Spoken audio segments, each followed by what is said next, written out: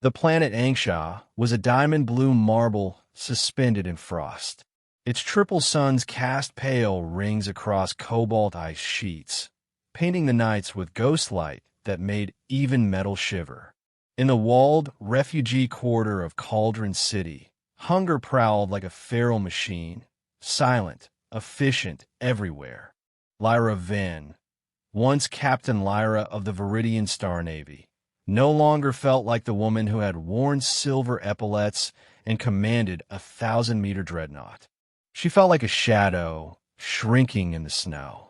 Ragged breaths misted around her lips as she pressed her only child, Jory, to her chest. The boy's cheeks were hollow, his eyes, huge and unblinking, reflected the lanterns that swayed from corroded brackets above the alley. "One meal more," she told herself. "Give him one meal more." A merchant drone drifted past, its speaker crackling with pre-recorded cheerfulness. "Hot nutrient loaf, 3 credits." Hot nutrient loaf? But Lyra had no credits, no chits, nothing at all, except the finely woven jumpsuit she had kept from her military days. It still bore the faint sheen of iridian nano-silk, each seam coated with her rank. And so, with trembling fingers, she unclasped the collar and slipped the uniform from her shoulders. Beneath, she wore only underlayers standard in orbit, but scandalous on the surface. Goose flesh prickled up her arms. She stepped into the streetlight, raised the uniform, and flagged down the drone. Optic sensors surveyed the garment. A synthetic voice chimed. Apparel identified. Exchange value. 3 nutrient loaves. 3. Enough to keep Jory alive another week. Lyra nodded and passed the suit into the drone's grasp. Metallic limbs folded it like treasure, and auto forges insideward, printing 3 steaming blocks of bread. The drone deposited them into her bare palms, then zipped upward, vanishing into the snowflakes. The warmth of the loaves bled away quickly. Lyra pulled Jory behind a dented refuse bin to eat. She tore crumbs and fed him first, his little teeth nibbling greedily. She told him stories between mouthfuls, of nebular gardens, of whales that sang beneath methane seas, of how someday they would soar among the stars again. Yet with each lie she tasted ashes, because she knew she had nothing left to trade. A gust knifed through the alley. Jory whimpered and curled deeper in her naked arms. Lyra drew him close and tucked the last corner of bread into his pocket, saving it for dawn. Footsteps crunched. She half expected the bone drones, Cauldron security automatons that swept refugees away when they became visual contaminants. Instead, a tall figure emerged, wrapped in a snow-dusted cloak. His face was human, weathered like ship hull plating, with silver hair that matched the dusk. His gaze swept the scene and paused on the shivering pair. "Ma'am," he said, voice low but gentle. "May I help you?" Lyra's military instincts flared.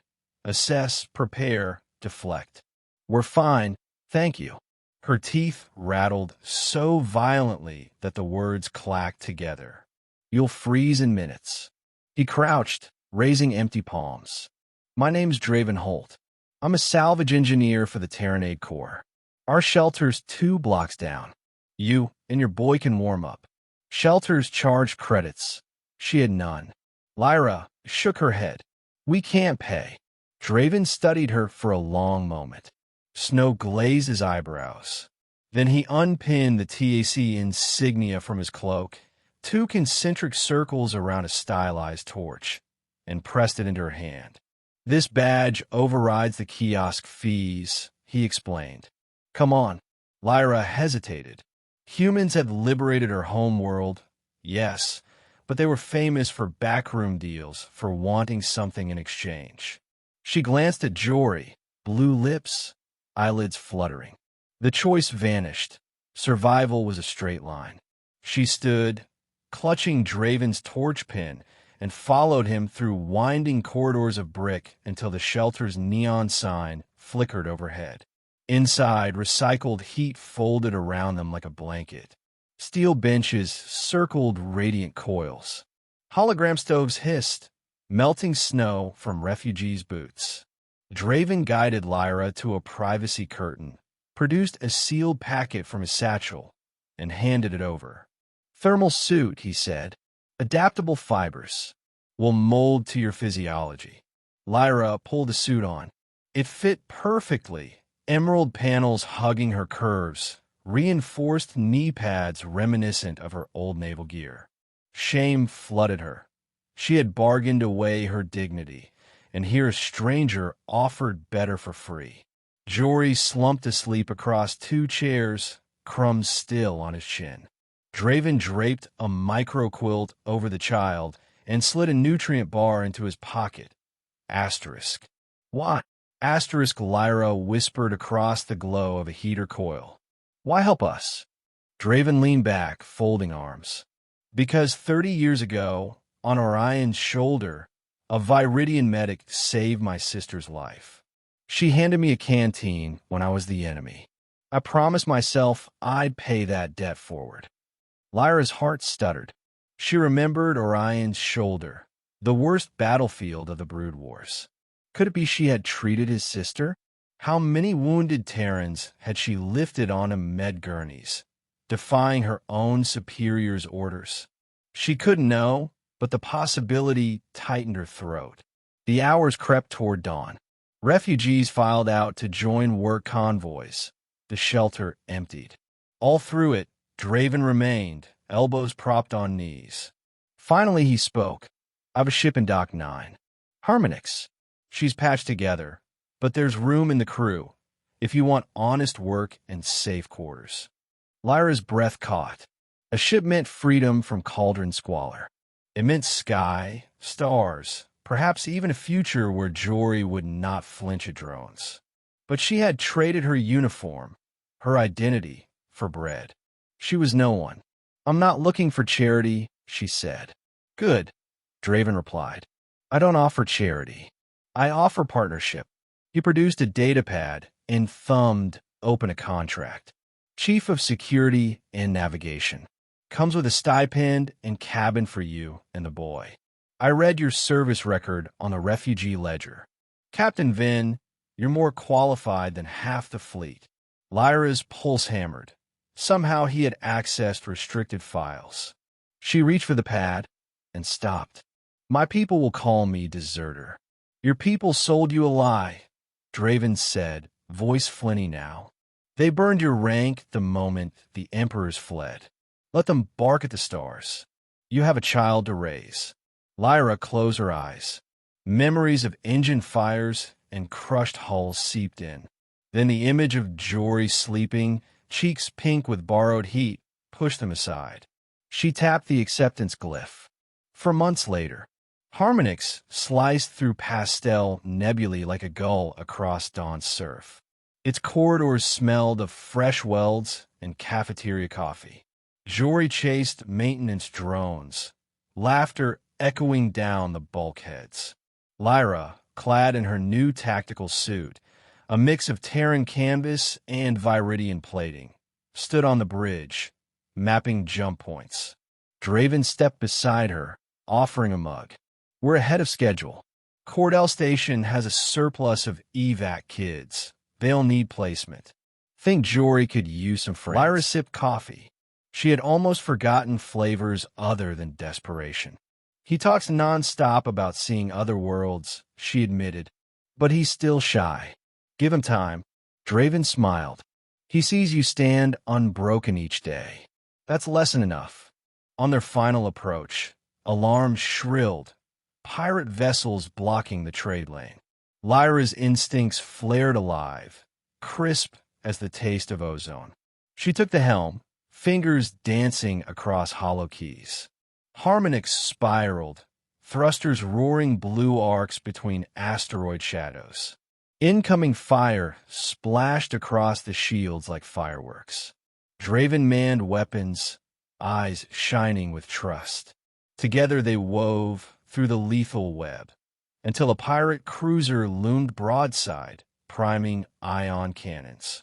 Lyra remembered Orion's shoulder, the moment she had refused to abandon Terran Wounded, and she remembered trading her last clothes for Jory's bread. No more surrender. Evasive faded too, she barked.